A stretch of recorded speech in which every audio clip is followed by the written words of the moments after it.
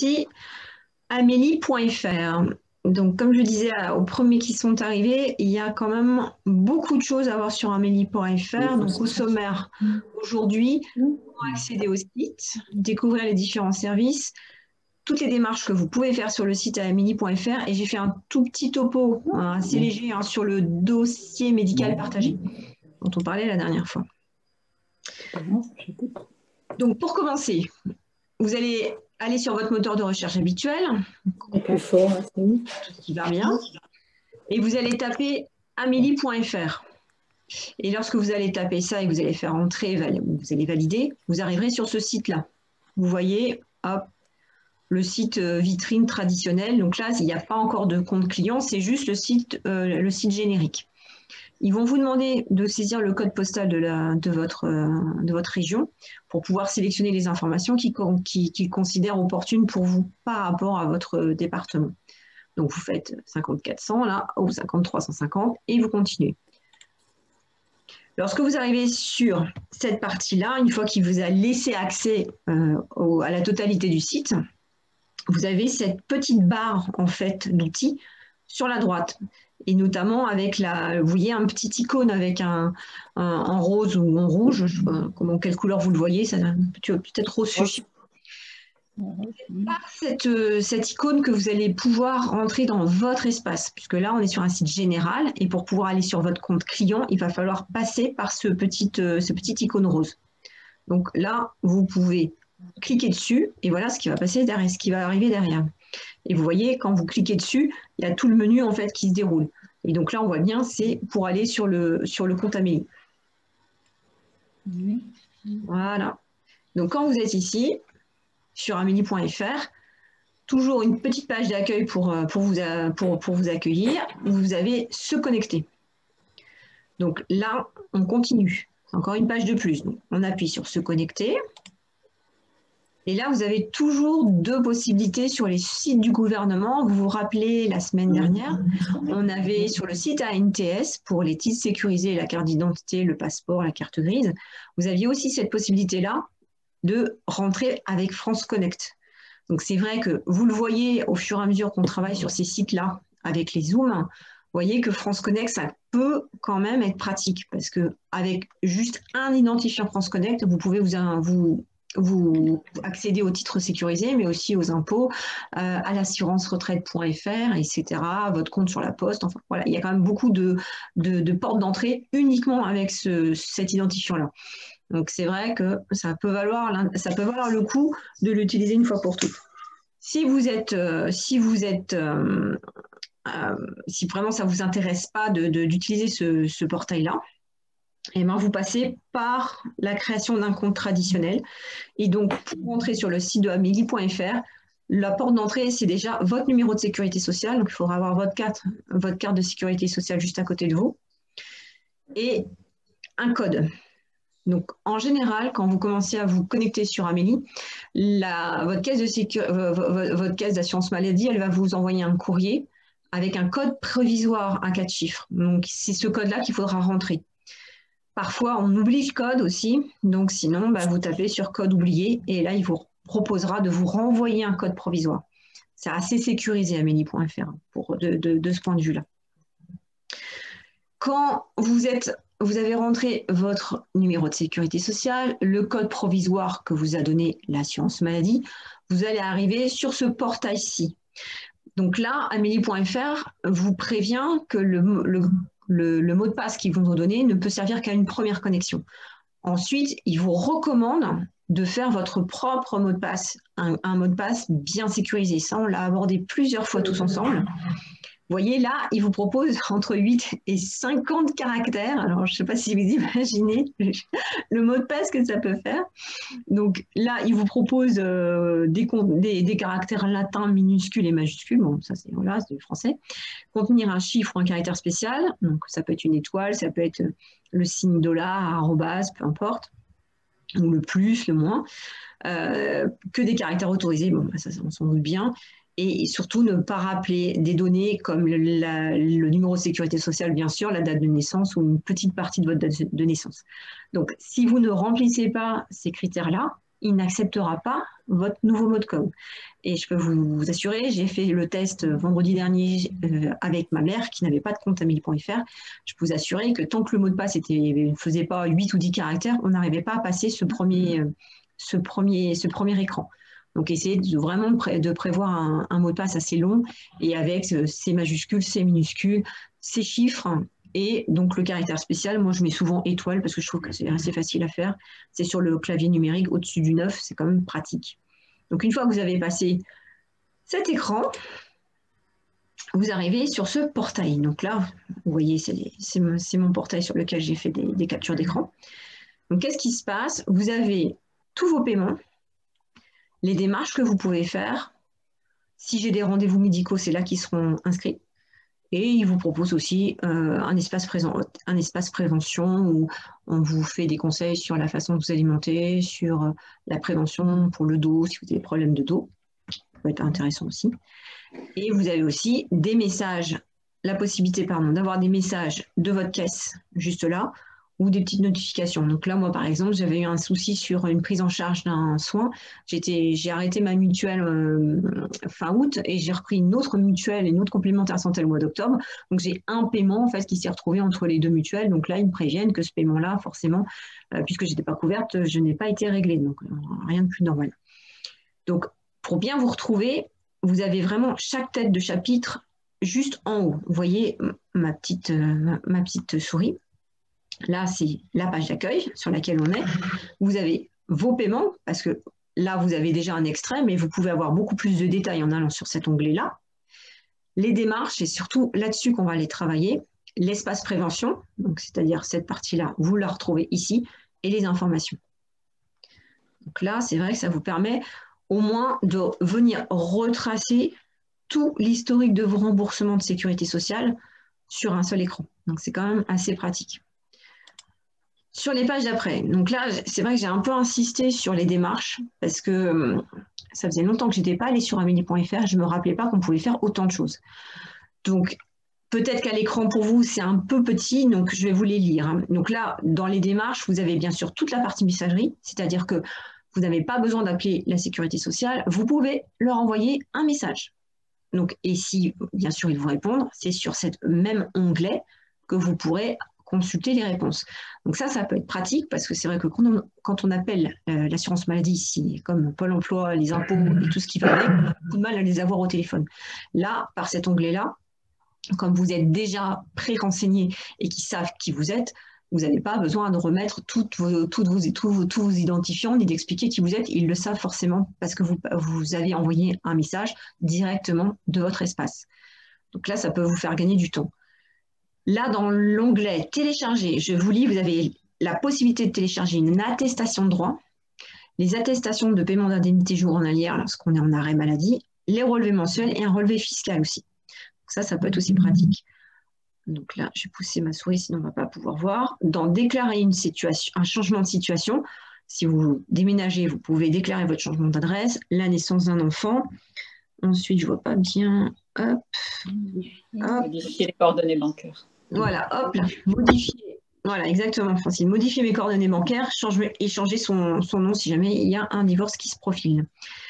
Dans « Effectuer une démarche », vous pouvez recommander une carte vitale. Ça, c'est pratique quand même. La carte européenne d'assurance maladie, si vous prévoyez un déplacement, c'est vrai qu'en ce moment, ce n'est pas vraiment le sujet, mais bon, on va peut-être pouvoir voyager à nouveau, on espère.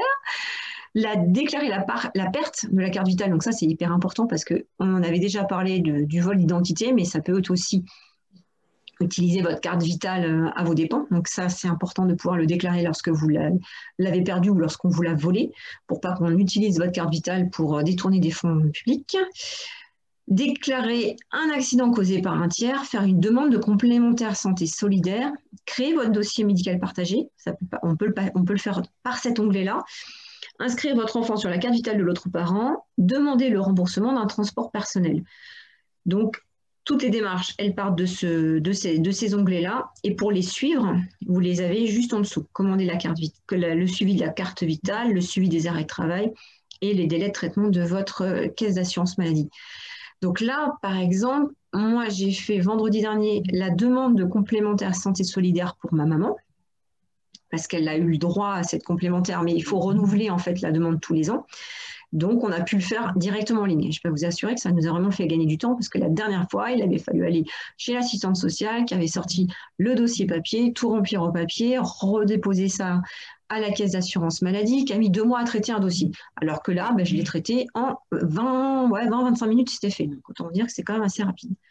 Donc, je ne sais pas, vous n'êtes peut-être pas dans ces plafonds-là, mais on a regardé avec ma maman et en dessous d'un certain plafond de ressources, vous avez accès à des assurances santé.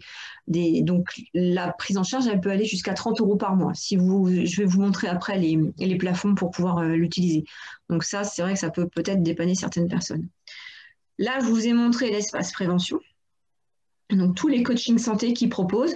Donc, ils vont vous faire, vous demander pas mal de petites informations, répondre à des questions sur vos habitudes de vie, sur comment vous vous nourrissez, etc.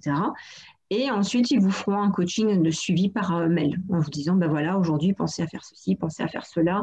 Ça peut être intéressant. Après, pour moi, ça ne remplace pas les conseils d'un professionnel, mais bon, on ne sait jamais. Ça peut quand même vous donner des informations complémentaires.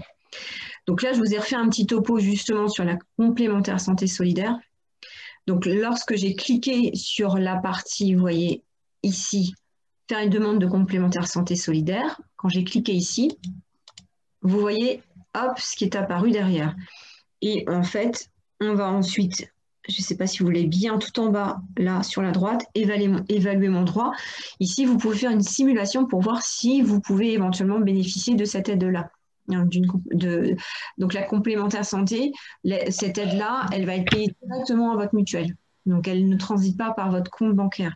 L'assurance maladie va payer une participation à votre complémentaire santé. Et donc la complémentaire santé fera ensuite la réduction sur votre facture. Donc ça peut quand même être intéressant. Donc il y a beaucoup de simulateurs de ce type-là en fait sur les sites du gouvernement, par exemple pour l'APL. Vous l'avez aussi, par exemple, pour les demandes de logements sociaux. Ça peut être intéressant de temps en temps de faire des simulations de droits. Je sais que pour ceux qui sont encore en activité, il y a les primes d'activité que verse le gouvernement pour ceux qui sont juste un petit peu en dessous d'un certain seuil de salaire. Et c'est vrai que ça peut faire gagner du temps de faire des simulations parce que parfois on pense qu'on a le droit à rien et puis c'est là où on s'aperçoit que si on a quand même le droit à certaines aides complémentaires. Et ma maman qui avait quand même une retraite assez basse, elle a appris qu'elle avait le droit à la complémentaire santé il y a à peine 1 an et demi. Donc, sachant que ça fait plusieurs années en fait qu'elle est avec cette retraite, parce que mon papa est décédé il y a 10 ans, donc ça fait 10 ans qu'elle a une toute petite retraite, elle est à moins de 900 € par mois. Donc c'est vrai qu'on était un petit peu amer de se rendre compte que pendant 9 ans, elle aurait pu avoir au moins cette aide-là de un peu plus de 300 € par an. On l'a découvert grâce à l'assistante sociale. Donc je pense qu'il y a beaucoup de personnes qui ne savent pas qu'ils ont le droit à certaines aides et qui le découvrent parfois au détour d'une conversation. Je pense que ça fait partie des choses sur lesquelles on a besoin de toutes s'améliorer. D'essayer d'être un petit peu plus curieux pour parfois avoir droit des aides complémentaires. Et donc là, je vous ai agrandi justement, parce qu'on parlait parfois de la visibilité sur les Zooms. Donc là, je vous ai agrandi les démarches. Et donc, vous voyez, il faut juste cliquer sur « Faire une demande de complémentaire santé solidaire » pour pouvoir faire le dossier. Et après, vous allez avoir beaucoup d'informations à remplir, mais beaucoup moins que pour la carte d'identité. Je vous rassure, vous voyez, c'est quand même plus restreint. Donc, il faut un numéro d'allocataire CAF. Vous le remplissez ici, votre nationalité. On demande si votre situation a changé sur les 12 derniers mois. Et après, vous allez dérouler beaucoup d'onglets sur la composition du foyer, la déclaration des ressources. Et bien sûr, il va falloir indiquer quel est votre complémentaire actuel pour que l'assurance maladie aille lui verser la participation auquel vous avez droit. Donc, ça ne prend pas trop de temps. Donc là, je vous ai mis ce petit tableau-là justement pour que vous puissiez regarder par rapport à vos propres revenus le plafond pour les participations pour la mutuelle, l'aide de la complémentaire santé solidaire. Donc, il faut être en dessous, entre 9 et 12 000 € pour pouvoir avoir une participation quand vous êtes seul. Bien sûr, en couple, les plafonds ne sont pas les mêmes. Donc, ça, vous aurez forcément, je vous renverrai le tableau, donc vous aurez accès. Mais ce tableau-là, vous y avez accès sur le site amélie.fr. Donc, ça, c'est plutôt intéressant. Donc, on ne sait jamais si ça peut vous aider ou ça peut aider des personnes de votre famille, hein, parce que forcément, c'est un droit national. Et donc, dans les démarches, vous vous rappelez ici, vous avez aussi créé votre dossier médical partagé. Donc, quand on clique en fait sur cet onglet-là, vous atterrissez ici. Bon, là, il y avait un petit souci de connexion, mais bon, c'est pas grave. Et donc, quand vous arrivez sur le dossier médical partagé, vous allez avoir effectivement une explication de ce que c'est que ce dossier médical. C'est comme un carnet de santé virtuel, si vous voulez. Ça permet en fait de récapituler tout votre historique de soins, que ce soit les résultats d'analyse, les radios, les analyses de sang. Ça, c'est pas mal. C'est quand même les coordonnées de vos proches si jamais vous arrive quelque chose. Donc là, je pense plutôt aux femmes seules dans le groupe, hein. C'est vrai que quand on n'a pas un conjoint à côté de soi, ben, comment, si je pense à Cécile qui était tombée dans la rue. Bon, heureusement, elle n'a pas perdu connaissance, mais quand vous perdez connaissance, comment on fait en fait pour appeler un proche pour savoir quel traitement vous avez le droit, quel est votre médecin, votre médecin traitant. Enfin, il y a quand même beaucoup de choses que les urgentistes ne vont pas avoir accès. Et donc, avec ce dossier médical partagé, ça a cet avantage-là. Tous vos antécédents médicaux, et les allergies, ça en fait partie, effectivement. Et si vous avez été hospitalisé dernièrement, ben, on va voir les derniers comptes rendus d'hospitalisation. Et bon, alors là c'est moins drôle, hein, mais c'est vrai que ça fait partie aussi de la vie. Vos directives, si jamais vous tombez dans le coma, qu'est-ce que vous avez décidé pour après? Est-ce que vous voulez être réanimé ou pas? Donc là, ça fait partie des choses que vous pouvez aussi mentionner sur votre dossier médical partagé. Donc c'est vrai qu'en cas d'urgence, c'est ce que reprécise le site. Voilà, ça peut effectivement aider les professionnels de santé à savoir quel traitement ils peuvent vous donner et surtout, ben, au moins contacter votre médecin traitant et vos proches pour pouvoir avoir correctement, vous faire des soins dans les meilleurs délais. Donc là, il y a toujours, je sais, c'est toujours la partie difficile, c'est toute la partie création de compte parce qu'on recommence effectivement à une partie d'identification avec à nouveau des codes que va vous donner soit votre pharmacien. En général, c'est le pharmacien. Je sais que ma maman, c'est le pharmacien qui lui a créé son dossier médical partagé. Donc, voilà, il va falloir soit passer par la caisse d'assurance maladie, soit par le pharmacien pour récupérer un code qui va vous permettre d'avoir accès en fait à votre dossier médical. Et les voici, les voilà. Donc, c'est un identifiant de connexion que vous allez recevoir par la poste si vous faites la demande du dossier médical partagé avec 4 lettres et 4 chiffres.